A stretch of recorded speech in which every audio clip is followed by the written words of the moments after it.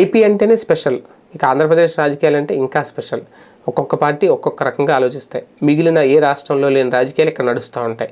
ఒక కుల రాజకీయం కానివ్వండి, లేదంటే ఇంకా ఏ రాజకీయమైనా సరే రాజకీయాలకు పుట్టిల్లు అన్నట్టుగా ఉంటాయి. ఒక్కొక్కసారి ఆంధ్రప్రదేశ్ రాజకీయాలు చూస్తూ ఉంటాయి. ప్రస్తుతం ఇది ఎందుకు చెప్పాల్సి వస్తుందంటే, ఇలాంటి ఆంధ్రప్రదేశ్ వైపు ప్రస్తుతం నరేంద్ర మోడీ చూడట్లేదు, ప్రధాని నరేంద్ర మోడీ. ఎందుకంటే మొత్తం దేశవ్యాప్తంగా 22 రాష్ట్రాల్లో సుడిగాలి పర్యటన చేస్తున్న ఆయన సడన్గా ఆంధ్రప్రదేశ్లో ఆయన పర్యటన లేదు.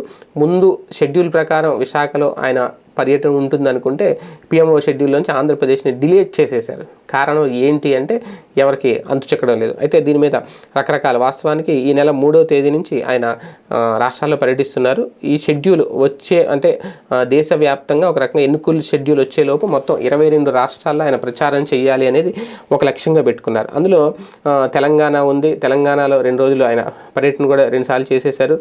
ప్రసంగాలు కూడా దంచుకొట్టారు. అలాగే తమిళనాడు, కేరళ, ఒడిశా సహా పలు రాష్ట్రాల్లో కూడా 2 సార్లు ఆయన పర్యటన చేశారు. ఎన్నికలకు ముందు ఆయన రాష్ట్రాల్లో ప్రజల నాడిని తెలుసుకునే ప్రయత్నం, ఒక అంచనా వేస్తున్నారు. ఇలాగా ఆయన పర్యటన చేస్తున్న జాబితాలో ఆంధ్రప్రదేశ్ లేదు అనేది తాజాగా వెలుగులోకి వచ్చింది. పిఎంఓ విడుదల చేసిన సమాచారంలో ఏపీ మినహా 22 రాష్ట్రాలు ఉన్నాయి.